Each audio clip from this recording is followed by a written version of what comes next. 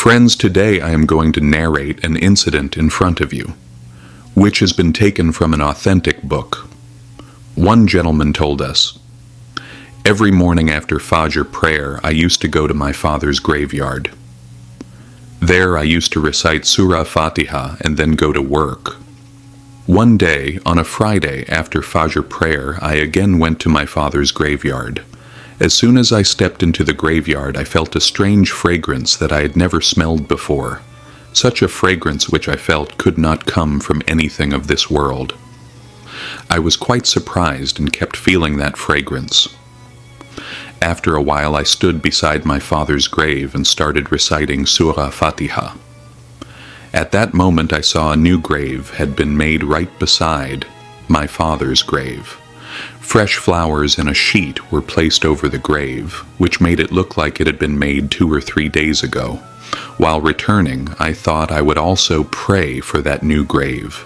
So I walked towards that grave and started making a prayer of forgiveness. While praying, I noticed that the fragrance I was smelling when I entered the graveyard was actually coming from this new grave.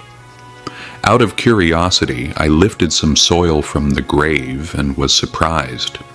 The soil was very cold and soft, like wet soil, but in reality, the soil was dry. I placed the soil back on the grave and left the graveyard, heading to my shop. As I sat in the shop, the first customer who came in said, "Brother, today you're wearing a very fragrant perfume." I was surprised and told him, "What perfume are you talking about? I haven't applied anything. Look, I even have soil on my hands." But the customer said, "No, brother. The perfume you are using is really nice. I have never smelled such a fragrance before." Hearing this, I was even more surprised. When I brought my hand near my nose, I realized that the fragrance was actually coming from the soil stuck to my hand. After that, I washed my hands several times, but still, the fragrance did not go away. On the next day, that is, the next Friday, I again went to the graveyard. After praying for forgiveness at my father's grave, I went towards the new grave. I started wondering, why is this grave so cold and fragrant? Was the person lying here so virtuous? I went to the graveyard caretaker and asked, "Whose grave is this?" The caretaker replied, "This is a woman's grave." After hearing this, I was even more surprised. I started wondering, what kind of deeds did this woman do that her grave is so fragrant and cold? The next day, that is Saturday after Fajr prayer, I again went to the graveyard. Although I usually sleep for some time after Fajr prayer, that day I didn't sleep. Right after praying Fajr, I went straight to the graveyard. I saw an elderly man sitting beside the new grave, reciting the Quran. I stood in front of my father's grave and recited Surah Fatiha. I prayed for my father's forgiveness. I noticed that the elderly man was also praying for the new grave. When his prayer ended, I saw tears falling from his eyes. He was crying and lamenting. I realized the elderly man's love for the woman lying in the grave was very deep. That is why he could not bear her departure. He was crying in agony, unable to tolerate her loss. I saw, after finishing the prayer, that elderly man was leaving the place. As he was leaving, I called him. I said, "Uncle, please listen for a moment. Give me a little time. I apologize if I am troubling you, but I just want to know the answer to one question. If you don't mind, may I ask?" Then he said, "What is there to mind in this? Ask whatever you want to ask." He replied with great respect and affection. I said, "Thank you, Uncle. I want to ask, whose grave were you praying for? If it is something you can share with me, please tell me." Then he said, "Why are you asking me this question?" I said, "Actually, the fragrance coming from this grave has overwhelmed me. The fragrance that comes from this grave, I have never experienced it anywhere else in the world. Somehow, I feel this fragrance is not of this world. I just want to know, did the person lying in this grave do such deeds because of which she has attained such an honored position? And why is her grave so cold, so peaceful, and why does such fragrance come from it?" Hearing my words, the elderly man sighed deeply and said, "Why wouldn't her grave be peaceful? She used to please Allah Ta'ala in this very way when she was alive." I said, "That is exactly what I want to know. What did she fulfill? What such deeds did she do because of which she earned such an honorable position?" Then the elderly man said, "This is my wife's grave. We were together for 30 years. I am the only brother among my 4 sisters. My sisters and my mother had a strong desire to see me married. As soon as I started doing something in life, they started looking for a moon-like bride for me.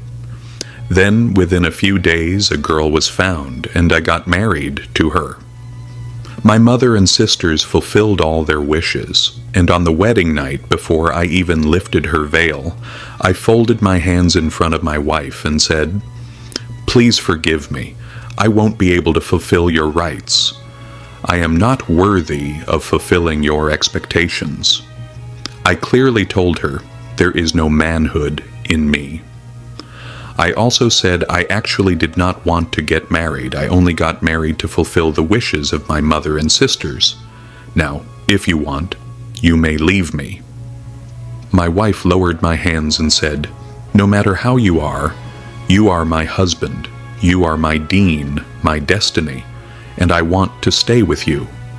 From that day on, that servant of Allah spent 30 years with me. She patiently endured all the harsh words from my family, endured the blame of being infertile, but protected my dignity. Why wouldn't Allah Ta'ala keep her grave peaceful and pure? She lived a pure and sacred life in this world. Saying this, that elderly man started crying uncontrollably. He said, "This woman stayed with me for 30 years with patience, and the greatest thing is, she protected my honor. That is why Allah Ta'ala has granted her a place in the cool shade of Jannah." That man further said, "My son, I just want to tell you one thing. If you want loyalty from a woman, then give her time, give her love, give her trust, and above all, give her respect. Then she will not hesitate to give her life for you. She will never betray you. And those women who show patience, who protect their husband's honor, and who keep their husband's secrets, such women have a very high status in the sight of Allah Ta'ala." Friends, now we will tell you the story of a wife who used to sit beside her husband's grave and cry every day. Then, one day, suddenly, her husband came out of the grave. After that, what happened will leave you shocked. That's why this video is very special for you, so make sure to watch it till the end.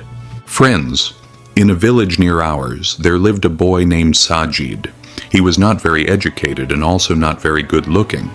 Because of this, he couldn't get married anywhere, but he had a cousin named Sabina, who was very beautiful. Sajid secretly fell in love with her. One day, Sajid told his family about his feelings. Then his family sent a proposal to Sajid's uncle. Sajid's uncle agreed to the marriage. After that, Sajid and Sabina got married.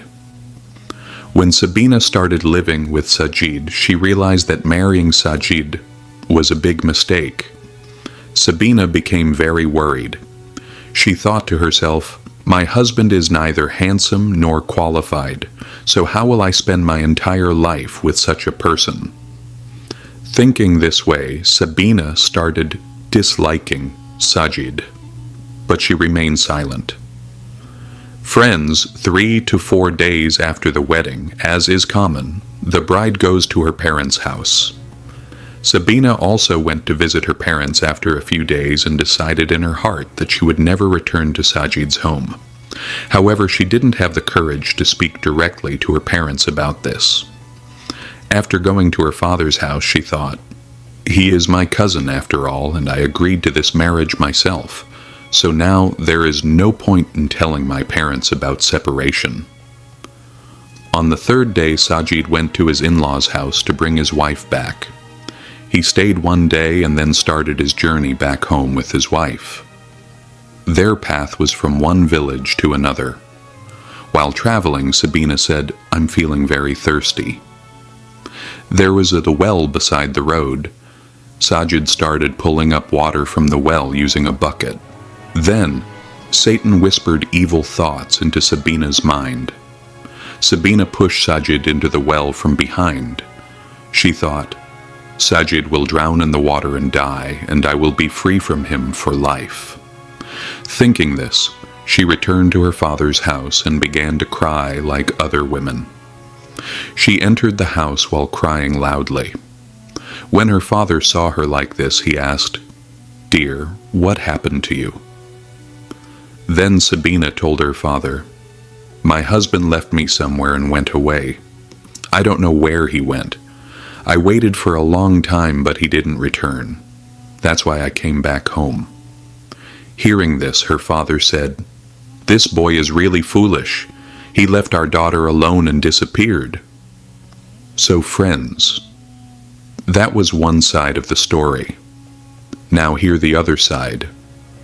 After falling into the well, Sajid struggled to save his life. Then, he managed to grab the rope that was hanging with the bucket. Holding it tightly, he climbed up and finally came out safely. In this way, he survived. After getting out, he thought, "How could my wife do this to me? Why would she do such a thing?" Anyway, he thought, "I'll go back to bring her again. Maybe she will change this time." Thinking this, Sajid set out for his in-laws' house once again. When he reached there, Sabina's parents scolded him a lot. They said, "What kind of brainless person are you? You left our daughter alone in a deserted place and went away? You are so careless and foolish. What if something had happened to our daughter?" Sajid silently tolerated all of their words.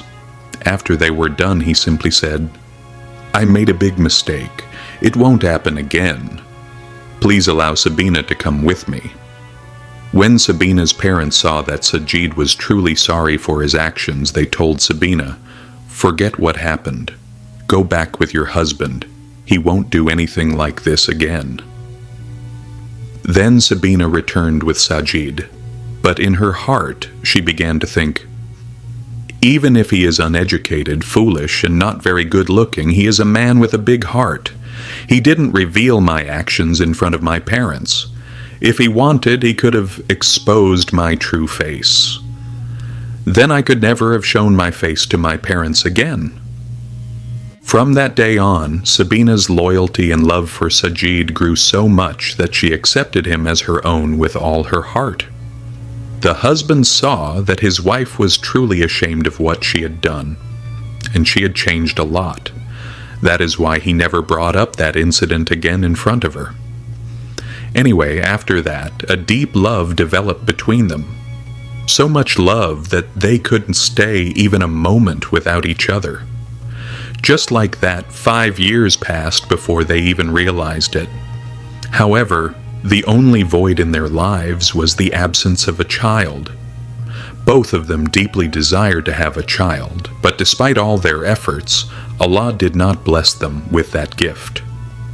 Finally, one day Allah Almighty accepted their prayer as well. They found out that a child was coming to light up their home. That was the happiest day of their lives. Sabina felt like all her dreams had come true. But perhaps Allah had something else planned. Just 6 months into the pregnancy, Sajid died in an accident. Sabina was traumatized by the sudden death of her husband. Crying day and night, her condition deteriorated. She felt like her entire life was over, that she might not be able to survive anymore. But the only reason she stayed alive was the child in her womb. She didn't just want to bring her husband's last memory into this world. She also wanted to make that final legacy of her husband a Hafiz of the Quran. Sajid was buried in the graveyard. From that day on, Sabina would go to the grave every day and recite Quran. Going to the grave and reading Quran while crying became a part of her daily life. Not a single day went by when she didn't visit her husband's grave. 9 months passed like this. Finally, Sabina's time for delivery arrived. One day, she was sitting beside her husband's grave, crying. That's when her labor pain began. The pain became so intense that she collapsed right there, beside her husband's grave. In extreme pain, she screamed for help. But there was no one in the graveyard at that time, no one nearby who could help her. Struggling in pain, her condition worsened to the point that she felt like her end had come. She raised her hands and prayed to Allah Almighty. "O Allah, I want to bring my husband's last memory into this world. You are the greatest helper. Please help me." Her vision blurred from the pain, her body weakened. It felt like she was dying.